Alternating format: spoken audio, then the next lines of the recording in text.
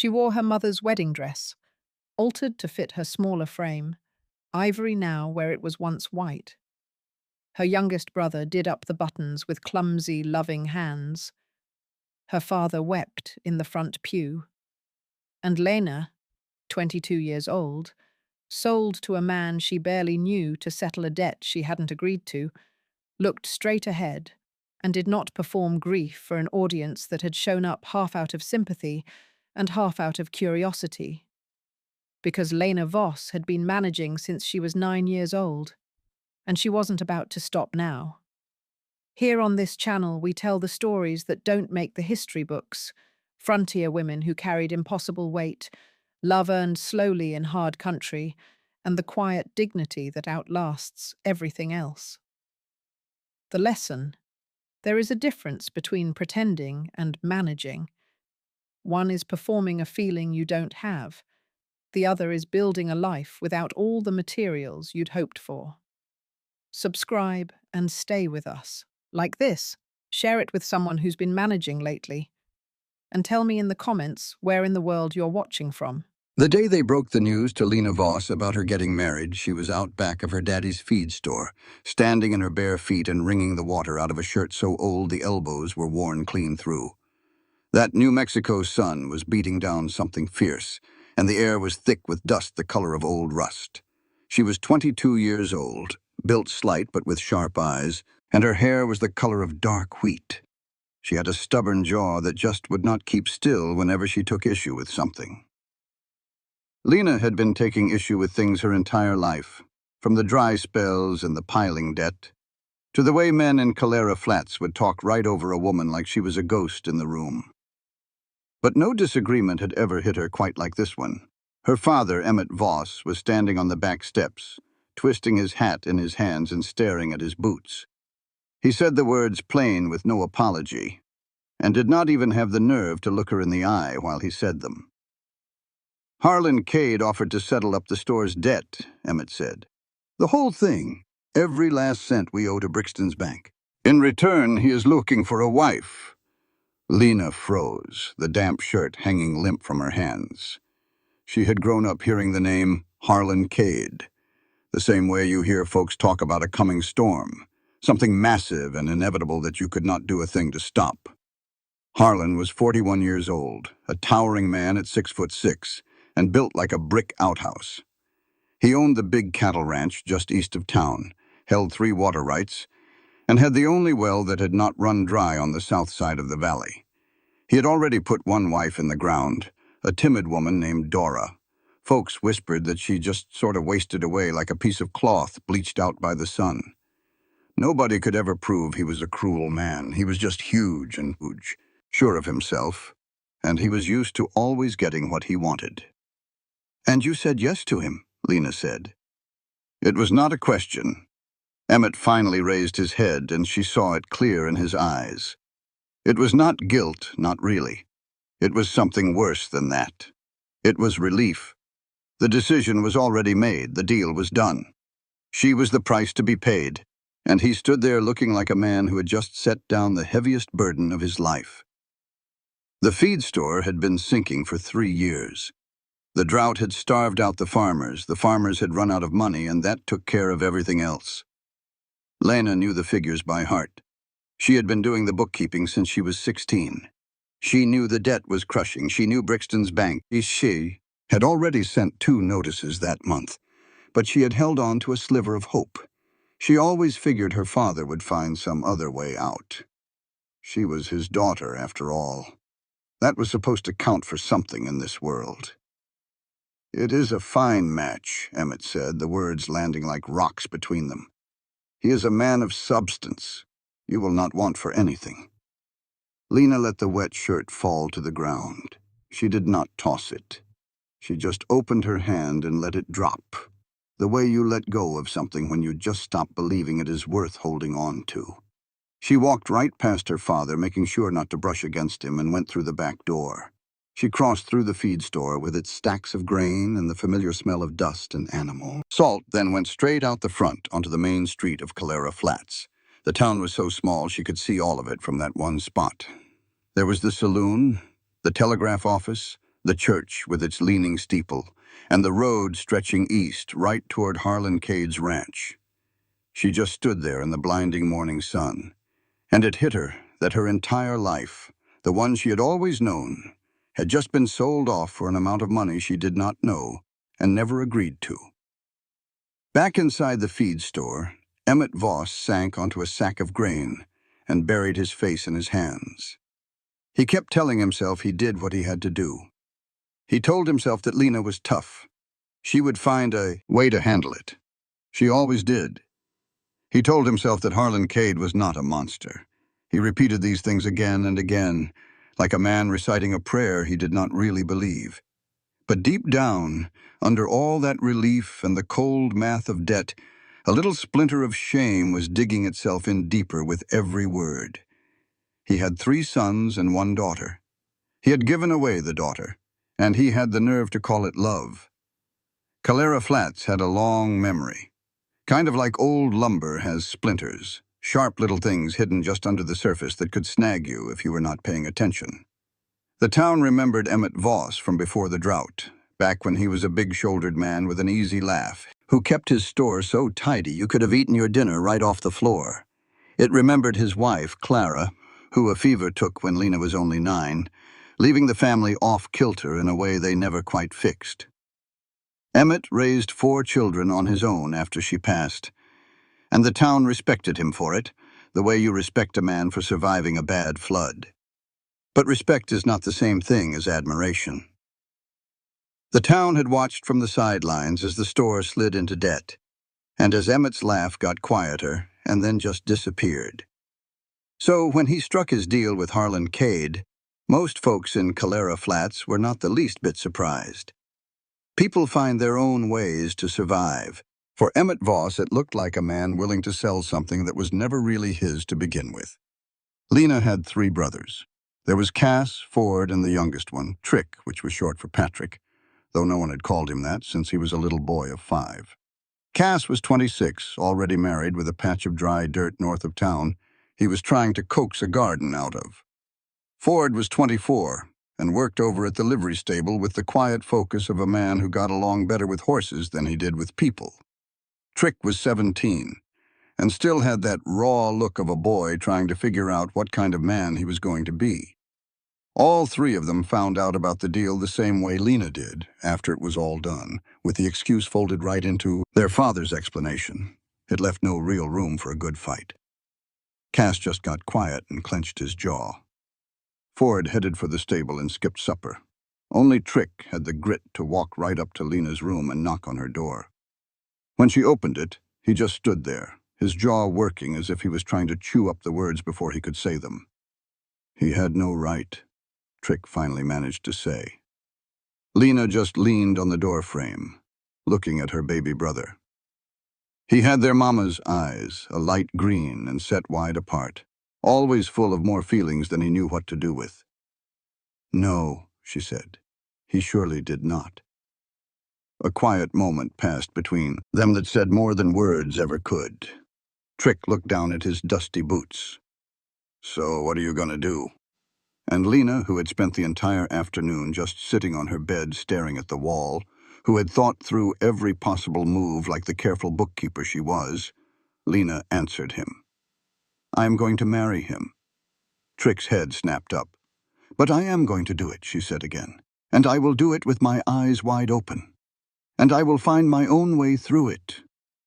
She said it softly, with no fuss. The way a person lays out a plan they have already promised themselves they will survive. Harlan Cade had visited the store just 3 days before the news broke, and Lena had watched him through the window, not knowing the reason for his visit. She had noticed, like she always did, how he had to duck his head to get through the door. He was not an ugly man. That was the tricky part. He had a strong, sun-etched face and gray eyes that watched everything without being mean about it. And he moved with the slow, careful purpose of a big man who had spent his whole life learning not to break things in a world made for smaller folks. He had talked with her father in the back office for about 40 minutes, with the door shut tight. As he was leaving, he saw Lena through the window and tipped his hat to her. She did not have any idea in that moment that he was tipping his hat to the woman who would be his wife. The engagement was made public at the Sunday service. Pastor Gideon read a little note that Emmett Voss had scribbled on a piece of brown paper. The good people of Calera Flats listened with that kind of polite, sideways manner folks have when they are just gathering up gossip to talk about later. Lena sat right there in the third row, her hands folded neat in her lap, and her back as straight as a board. She did not look at a single soul, not even when she could feel every eye in that church land on her, like flies drawn to a sugar bowl. After the service, the women of the town swarmed her, their congratulations all wrapped up in their nosy questions. Mrs. Brixton, the banker's wife, took Lena's hand in hers and said, "Harlan Cade is a very comfortable man, my dear." She said it as if that explained everything away, as if that was the answer to some question that nobody had even bothered to ask. Lena just smiled. A smile used up less energy than trying to explain the truth. Harlan Cade's ranch was known as the Ironwood. It was situated at the far east end of the valley, looking like something that had been there forever and planned on staying forever. The main house was made of dark wood and stone they had hauled up from a creek bed 30 miles to the south. It had a big, wide porch that looked out at the mountains, and a roof so well built that in all its years not one drop of rain had ever found its way inside. A leak had managed to work its way inside. The interior was clean, which took Lena by surprise when she laid eyes on it for the first time. She had braced herself for the kind of mess a man makes living alone for years, with plates in the sink and rugs that needed a good beating. But the house was neat, if a little empty. There were not many decorations. A rocking chair sat near the fireplace, worn smooth from a great deal of use. A few books were lined up on a shelf in the hall, looking well read instead of just for show. In the kitchen, a pot was simmering on the stove, smelling of sage and slow cooking. Harlan had been waiting at the gate when she rode up with Trick, who had demanded on joining her, and now sat on his horse behind her like a guard dog made of pure, stubborn affection. Harlan took his hat off as she got closer, a gesture of respect that felt a little out of place in the big, quiet emptiness of the land around them. He seemed even larger out in the open, with no walls to measure him against, only the sky and the plains and the heavy silence of the valley. "Miss Voss," he said. His voice was deep and even, like a man who taught himself to speak softly so he would not startle people. Lena slid down from her horse without any help, and she looked right up at him, because she always faced the things that scared her head-on. It was the only armor she knew against fear. "Mr. Cade," she said, "I would like to tour the house before I consent to live here." He guided her through every single room. He answered her questions directly, without ever dodging or making her feel small. When she inquired about the water, he showed her to the well. When she asked about the nearest neighbors, he pointed and told her the distance. When she finally asked what his first wife had passed from, and she asked it straight because she had to know, he became very still. Then he said in a low voice that Dora had a sickness in her chest for 2 years before she died, that the doctor in Santa Fe had named it consumption, and that he had used every single dollar he had to try and beat it. There was no act in how he said it, just the simple, heavy truth of a thing he carried with him. Lena watched him for a long moment. Then she gave a single nod. She did not say she was sorry. She had a feeling he'd heard that word so many times it didn't mean anything anymore. She also spotted a cradle in the second bedroom at the far end of the hall. It was empty, and it looked like it had sat there for a long time, though it had been kept perfectly clean. She did not ask about it. Some things speak for themselves so clearly that a question would just be unkind. She tucked the image away. That one detail, that small wooden cradle in a room that smelled faintly of cedar and loss, and she held on to it as she went back to the porch where Trick was propped against a post, giving everything a suspicious glare. Harlan Cade had offered them coffee. Trick refused. Lena accepted. The three of them sat on the porch in a tense triangle of silence, while the mountains in the distance turned the color of rust in the fading light. And Lena thought, this is a place that needs a life in it. She just had not decided if she wanted to be that life. The ride back into town was quiet until Trick said, "He has kind eyes for such a big fella." Lena glanced over at her brother. "That doesn't mean a thing," she said. "It might mean something," Trick answered with the deep-seated stubbornness of a young man. Lena rode on for another quarter of a mile before she answered, watching the last bit of sun drop behind the mountains and listening to the dry wind rustle the grass on both sides of the trail. "He didn't make the debt," she said finally. "Daddy made the debt. Harlan Cade just agreed to settle it." She said it as if she were sorting facts into their proper place, which is exactly what she was doing. Because Lena Voss, who had been keeping the account books since she was 16, and who had seen her family's finances go bad over the years, knew one thing above all else. A clear head was the only thing she had left of any value. They got married on a Thursday in October, when the sky was that piercing clean blue that only happens in New Mexico after the first cold spell of fall has washed all the haze from the air. The wedding took place in the church with the lopsided steeple, and it was over quickly because that is what Lena had asked for. Pastor Gideon read the words he was meant to read. Harlan said what he was meant to say in his low, steady voice.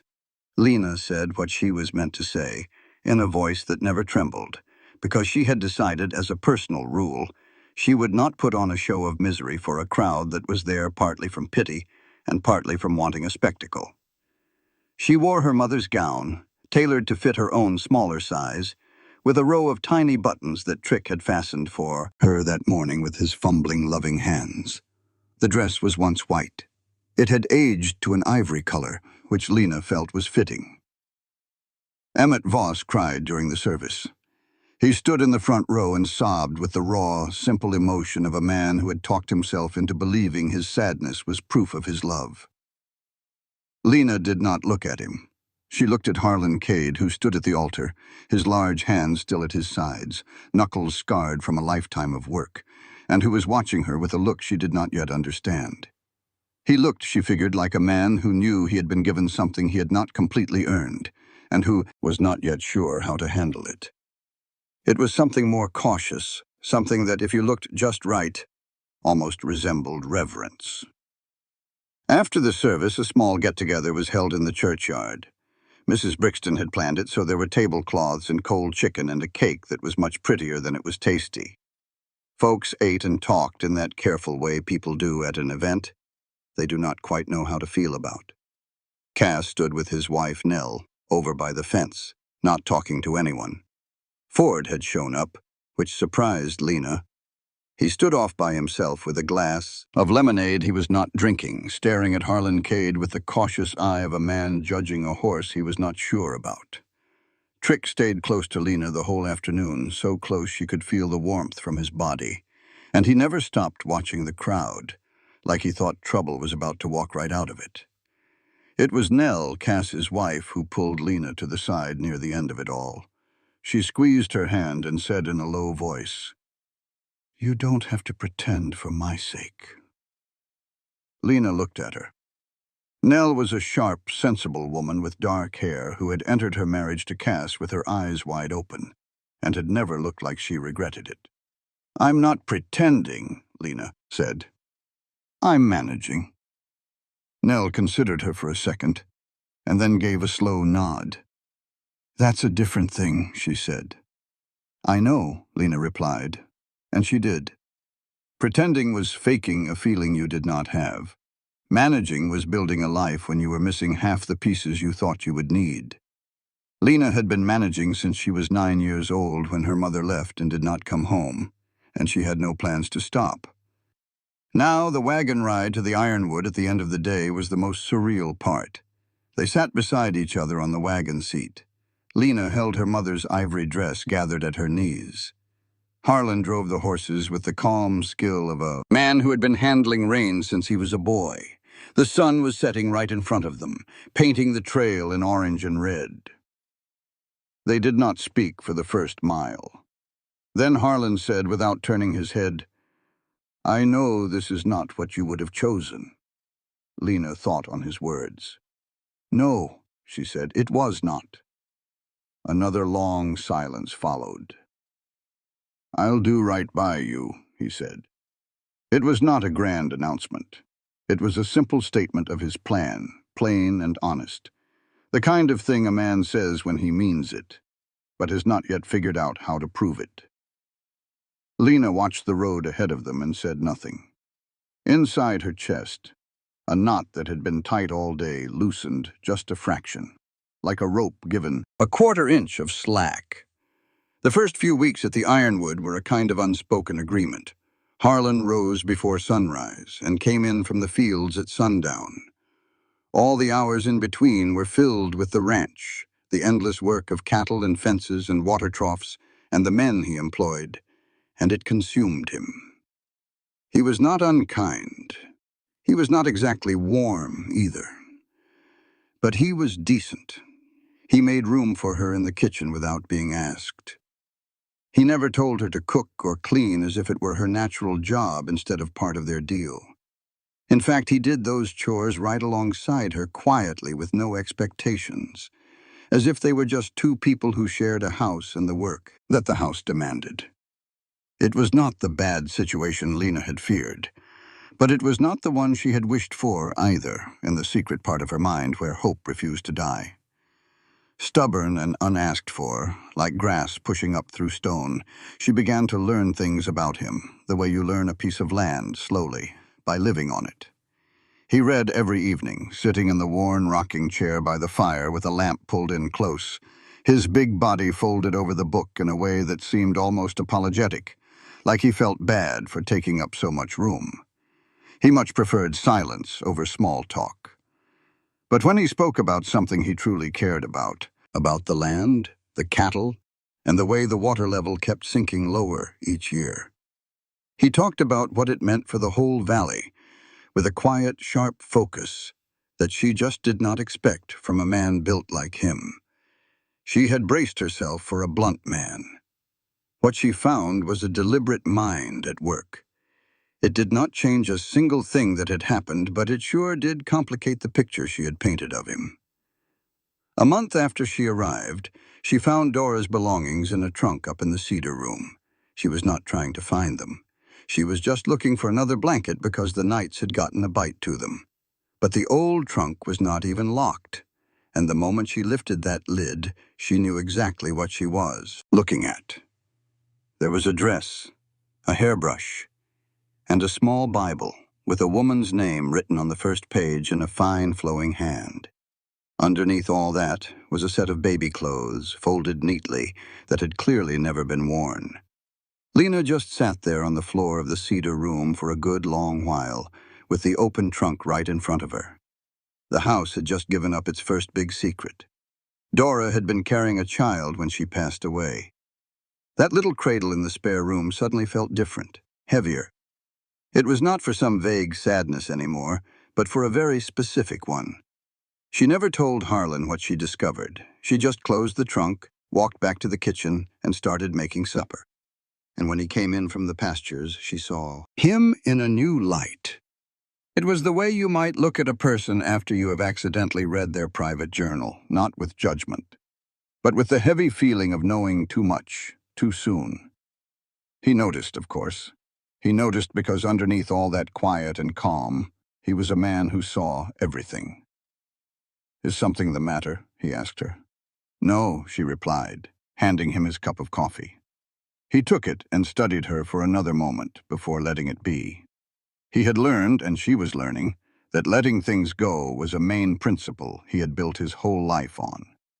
2 weeks after that, on a cold night with the wind scraping its way across the plains and making the windows rattle, Harlan came in late. He sat down at the table and made no move for his supper. Lena watched him from the other side of the room. His face was doing something she had never seen before. It was unguarded, like a door someone had accidentally left open. "Lost 2 calves today," he said. The cold snap came on too quick. He said it like he was just reporting a fact, but his hands were gripping the edge of that table, pressing his knuckles white into the wood. Lena sat in the chair across from him. She did not tell him she was sorry. She had a strong feeling he had heard the word sorry so many times it had probably lost all its meaning. She had thought that once before about him, and she was thinking it again. Instead, she asked, "Tell me what we need to do." "Tomorrow." He looked up at her. Something in his expression shifted. "I will show you," he said. MTT Voss rode up to the Ironwood on a Tuesday in November. He was on a borrowed horse because his own had gone lame, and he wore the face of a man who had been practicing a difficult conversation for weeks and knew he still was not ready. Lena saw him coming from the porch. She was mending a fence rail, which was not how she had planned to spend her day, but it needed doing, so she was doing it. She put her tools down and just waited. She did not walk out to meet him. She made him come all the way to her because she needed those few seconds to make her face into a blank slate. She had not said a word to her father since the wedding. She had not realized until that very moment, standing on the porch of a house she was just beginning to figure out, how much of her was still wounded by it all. He got off the horse with the stiff movements of an older man trying to pretend he was not old at all, and he stood at the base of the porch steps with his hat held in his hands. She noticed he always did that. Held his hat when he had hard things to say, almost like the hat was some kind of lifeline.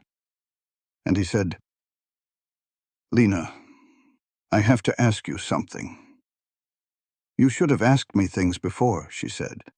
Her words were quiet, which was far worse than if she had yelled them. He flinched.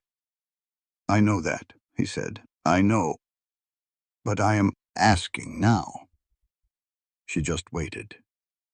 He told her Ford had been let go from his job at the livery.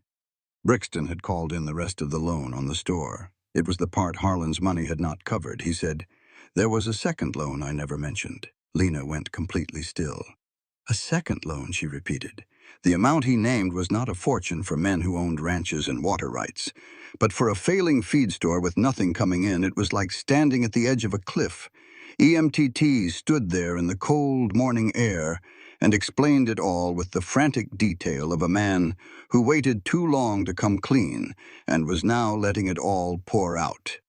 The second loan had been taken out 2 years ago, back when MT was sure the drought was going to break and business would pick right back up. It never broke. He had just pushed that loan to the back of his mind, telling himself he would handle it, right up until the bank sent one letter and then another, and then the final notice. Lena heard him out without saying a single word. When he was finally done, she said, "You arranged my marriage to cover a debt. But you did not even tell the man you were asking for help the full truth." Emmett's face just seemed to crumble, and it was a terrible thing to watch. Not because her words were unfair, but because he had earned every single one of them. "I thought Harlan's payment would cover everything," he said. "You thought?" Lena repeated, 3 words that landed with the final thud of a closing door. She turned around and walked back inside.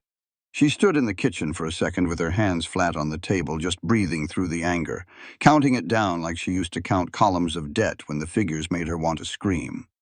Then she walked over to the little writing desk in the corner and pulled out some paper and a pen. She was writing when Harlan came in. "Banknote," she said without any introduction. "Banknote," she said again, not even looking up. "It is not huge, but it is not small either. He came to ask if you would pay it." She put the pen down. She looked right at him. "I am not asking you to," she said, making her voice plain. "I want to be perfectly clear about that. I am telling you because you have a right to know the full shape of the trouble you married. What you decide to do is your own business." Harlan was quiet for a long time. His gray eyes moved from her face to the paper on the desk and then back again. "What do you want me to do?" he asked. And Lena, who had not seen that question coming, who had prepared herself for a man who would just make a decision and announce it, felt that familiar shift deep in her chest again. That particular feeling was one she was starting to think of as dangerous, because it meant she was starting to trust him. "I want you to be angry at him," she said. "I will figure out the rest." Harlan rode into Calera Flats all by himself the next morning. He left early, before most of the town was even awake. He went to the bank first. Lena only knew this because Trick told her later. Trick, who had a real gift for being in the right place at the exactly wrong time, had been at the general store when Harlan rode by. He had followed him from a distance, moved by a need to look out for his sister and by the complicated respect that was growing for the man she had married. Harlan walked into the bank. He was in there for 11 minutes. When he came back out, he went straight to the feed store. EMTT was out front, opening up for the day, and Harlan stood at the door and spoke to him. Trick, who was watching from across the street, said afterward that he could not make out the words, but that his father turned as white as a sheet within the first 30 seconds of their talk. This is what Harlan said to Emmett Voss. He told him he had paid the second banknote. He had paid every last cent, with no conditions and no haggling. But before he did, he made Brixton write up a document, a formal accounting, all signed and witnessed. It laid out the complete history of the store's debt in painstaking detail, including the loan Emmett had hidden from Lena and from Harlan. This document was copied 3 times. Harlan kept one copy for himself. He sent another copy to Cass, Ford, and Trick together, so Lena's brothers would know every single fact about what their father had and had not done.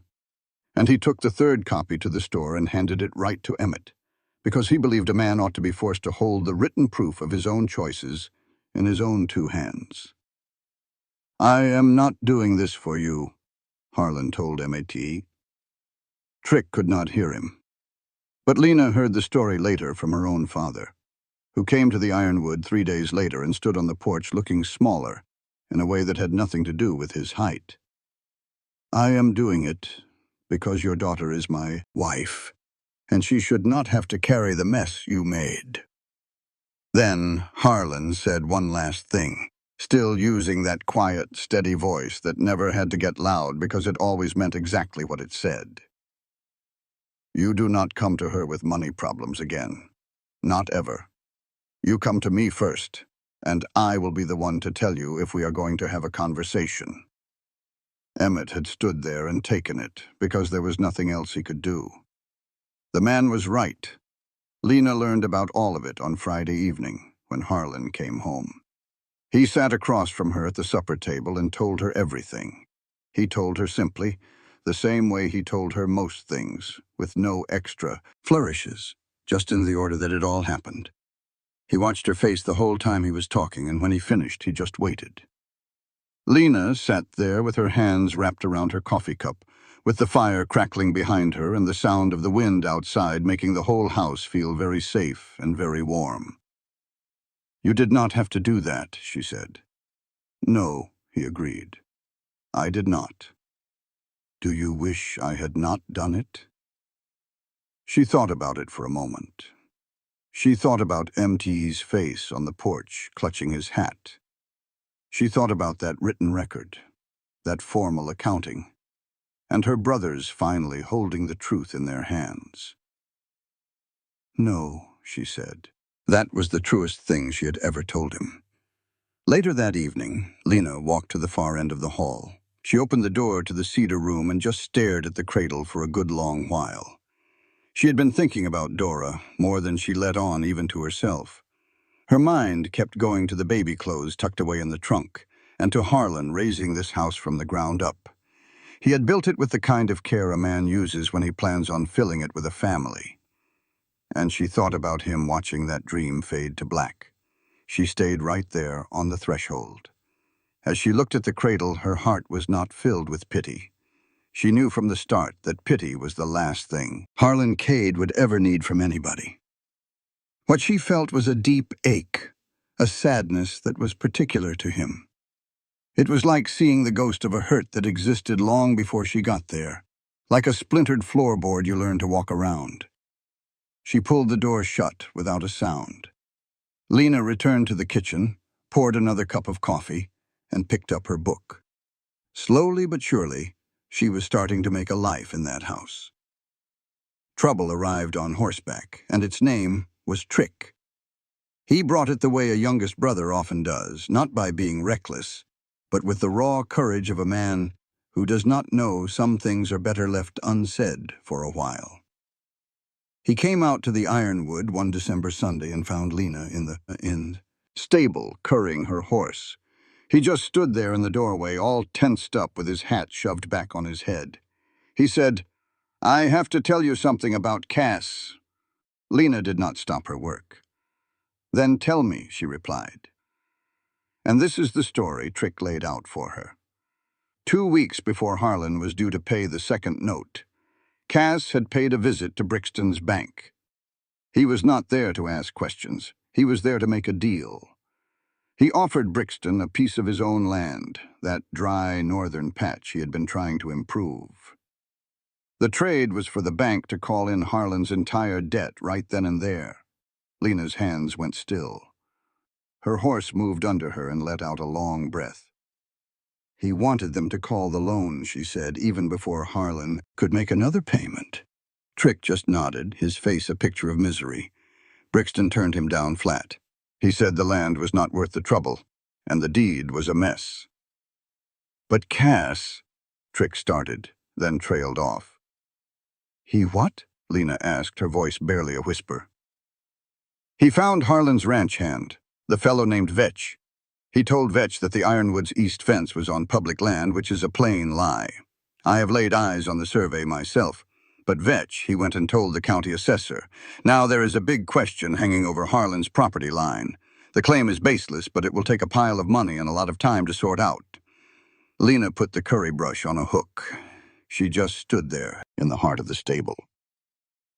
A cold wind cut through the walls while the horse breathed a warm cloud against her arm. "Why?" she asked. But she did not need an answer. She already had it. Cass was the oldest brother. He was supposed to be the one to make things right. He stood by and saw their father use his own sister like she was cattle in a trade. His anger should have been aimed at their father, but it got twisted. Sometimes anger does that when you just cannot bring yourself to hate someone you love. So it turned and pointed straight at Harlan. The thinking was, if Harlan took a fall, if his money got tangled up, if he seemed like a lesser man, maybe the marriage would fall apart. Maybe Lena would come back home. It was the kind of plan cooked up by a man who could not change the past, so he tried to wreck the future he dreaded most. That was the future where his sister was truly another man's wife. His reasoning was crooked and mean, and it had done some real harm. It was all born from a kind of love that choked the life out of you. That night she told Harlan everything. She was done with the notion that keeping secrets from her husband was some kind of protection for her family. That was a fool's game, and she knew now where it ended. Harlan took it all in and then fell silent. He had a specific way of being still when he was working through something that made him want to lash out. His jaw set hard. His palms were pressed flat against the wood of the table. She saw him fighting to keep himself in check and thought, that is the look of a man who understands his own anger and has chosen to be better than it. "He needs to make this right," Harlan finally said, talking about the assessor problem. "Yes," Lena agreed. "He will." Harlan said, "I will not be the one to confront him. That is your business to settle, if you are up to it. But it has to be settled." "I know," Lena replied. The next day, she rode out to Cass's ranch by herself. She did not tell a soul where she was headed. She went out in the biting cold, with the grass still stiff with frost and her breath pluming in the air. Cass was waiting for her at his gate. He must have spotted her on the trail. She could tell from the look on his face that he knew she knew everything. She swung down from her horse and held the reins. She looked hard at her big brother, the man she had always looked up to. He was the one who taught her how to ride a horse, how to sink a fence post straight, and how to tell the weather from the clouds. She said, "You are riding to the county assessor's office today, and you are going to tell him you made a mistake." Cass just stood there, his hands shoved deep in his pockets, his gaze fixed on the hard, cold dirt. "And if anything like this ever happens again," Lena continued, "you and I are finished." Her voice was not angry, just clear as a bell. It was the sound of a woman who had finally found solid ground and had no intention of ever leaving it. The blizzard hit in January and gave nobody a decent warning. In less than 2 hours, the sky turned from quiet gray to a howling white mess. By the time Harlan knew how bad it was getting, 3 of his ranch hands were already out on the East Range. They were chasing a small bunch of cattle that had strayed down to the dry creek. He rode out after them without a word to anyone, because that was the man he was. He was the kind of man who rode toward trouble, not away from it. The land and the livestock were his to look after, and he had never, not once, turned his back on that duty. Lena stood on the porch and saw him ride off. The snow took him piece by piece. First it blurred his edges, then it took his form, and then there was only the fading sound of his horse's hooves. And then there was silence. The wind howled something fierce. She went back in the house and stood by the window. Something cracked open inside her chest, something she was not prepared for. She was scared. This was not the distant, hazy fear she had felt in her father's yard that day, barefoot and listening to news of her marriage. This was a real, sharp fear. It was the kind of fear you only feel when you have something precious to lose. For 20 minutes she watched the storm grow thicker, and the cold deepen. The pines at the edge of the property were bent over, looking like they were taking a beating. And after a while, she left the window, walked out to the stable, and threw a saddle on her own horse. Lena was no fool. She understood that riding into a blizzard by yourself was a good way to get killed in New Mexico in the dead of winter. But she also understood why Harlan rode out alone. He did not want to risk anyone else's neck. That was how a man thought when he had carried his burdens all by himself for so many years that he forgot he could ask for help. She found him down by the creek bed. She knew where to look because she knew this land now. She had learned it just like she learned everything else, step by step, because she had to. He was down there with 2 of the hands. All 3 of them were fighting against the blinding storm to shove the cattle toward home. One of the men's horses had fallen. The poor creature had broken through a sheet of ice over a ditch and was struggling to get its footing. Harlan and the other hand were there with a rope, straining against the cold and the weight. It was a hard, awful sight. Lena rode up without a word and went straight to the fallen horse's head. She grabbed the bridle and started murmuring in the horse's ear, a low, calming sound she had used on spooked animals since she was a little girl. The horse seemed to listen. Its panicked breaths began to slow, and with the very next heave, it scrambled to its feet. They made it back to the ironwood just as the last bit of daylight was fading. The ranch hands went to their bunkhouse. Harlan saw to the horses. Lena walked into the kitchen, stoked the fire high, and set a pot of water to heat. She saw that her hands were trembling. It was a strange thing to notice, like her body was acting on its own. Harlan came in a few minutes later, caked in snow.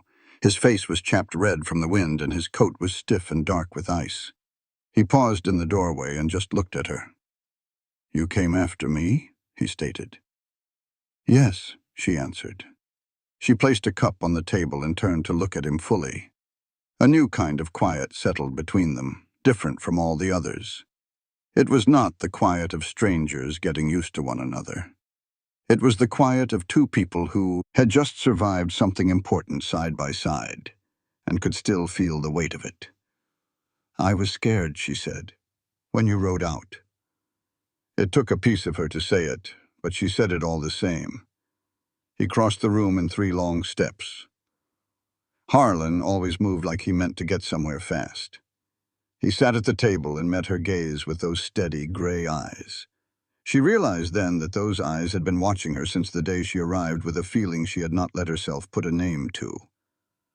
"I would have made it back," he told her. "I know," she said. "I went out there anyway."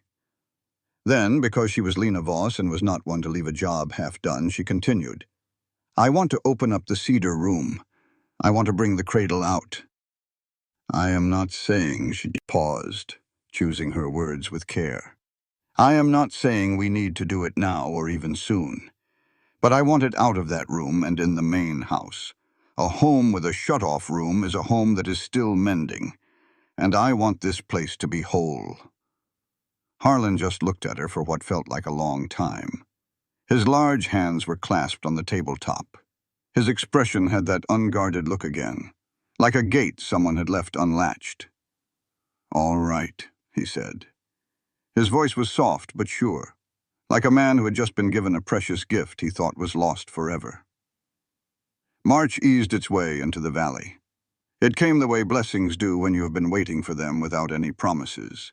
It did not arrive in a rush, but little by little with each model. It was a change so gradual you might miss it until you glanced back and saw how much ground you had covered. The snow pulled back first from the porch, then the yard, and finally from the pasture nearest the house. Warmth rose from the earth like a patient thing that had waited all winter and was now ready. Lena started a vegetable garden against the south wall of the house. She had been dreaming it up since November, using seeds she'd ordered from a catalog and kept safe in a tin on the kitchen shelf. Harlan, without a word, built her a raised garden bed from old lumber. He just appeared one Saturday morning with wood, nails, and a level, and spent the whole day on his knees in the soil, measuring and cutting with the quiet intensity of a man building something far more important than a simple box. Emmett rode up in April. He came on his own horse this time, the animal fully mended, arriving in the long golden light of afternoon when the first green was showing in the fields. Lena went to meet him at the gate. She had felt this talk coming for a while.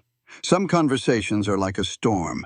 You can feel the pressure change in the air long before it arrives, and she had readied herself, not by planning her words, but by deciding on her own heart. She was determined to feel like a woman who had moved on, not forgiven. Forgiveness was a bigger job than one afternoon could handle, but she had moved forward. Emmett stood at the gate, holding his hat, and he seemed older than she remembered, and smaller. Not in his body, but smaller in the way a man gets when life rewrites the story he always told about himself. He said, "I should have handled things differently." Lena just nodded. "Yes," she said, "you should have." He then said, "I think about your mother. I wonder what she would have said." Lena let that hang in the air a second. "She would have said exactly what I am saying," Lena told him, "only she would have said it a whole lot louder." A hint of a smile might have crossed Emmett's face, but it vanished fast. "Are you getting by?" he began. "Yes," Lena answered before he could even finish, because she knew all the questions he was asking. "Are you okay? Are you making it? Did you survive it all?" And the answer to every one of them was the same. "I am all right," she said. "I need you to know that. I need you to know that I am truly and honestly all right. Not because I am letting you off the hook today, but because I built a life for myself in spite of it all." She spoke plainly, without anger, just as truthfully as she knew how. Trick came by every week now. He had gotten into the habit of making himself useful around the place, the way a young man with more energy than direction often will. He tightened what was loose, rode the fence lines to check for breaks, and helped with the heavy work in the early morning. Harlan paid him a fair wage and treated him with respect, which Trick, not being used to such things, accepted with a kind of quiet dignity and thankfulness that was plain good to see. Ford had stopped by twice, standing on the porch both times with a glass of lemonade he never touched. On his second visit, he looked Harlan straight in the eye and said, "You kept your promise." His tone made it both a fact and an apology for doubting him before. Harlan just said, "I aim to." And that was all that needed saying. 2 men, 5 words, and a whole understanding settled between them. On a warm evening toward the end of April, Lena stood on the big porch of the Ironwood Ranch. She watched the valley as the mountains turned dark, painted gold and purple by the setting sun.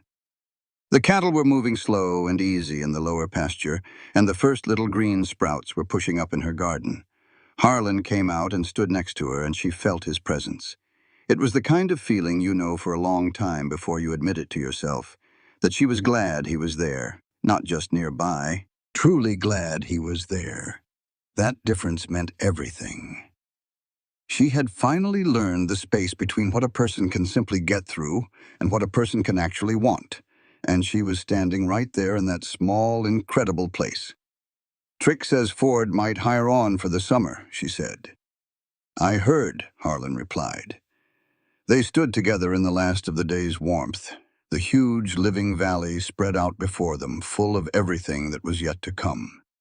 This life had been forced on her, but the things she was building right in the middle of it, those belonged to her completely. This content was carefully researched, developed, and manually edited by our team to deliver meaningful stories with valuable life lessons. Every narrative is crafted to entertain, inspire, and empower our audience. We believe that great stories can change lives, and we are committed to bringing you content that matters. Thank you for being part of our community.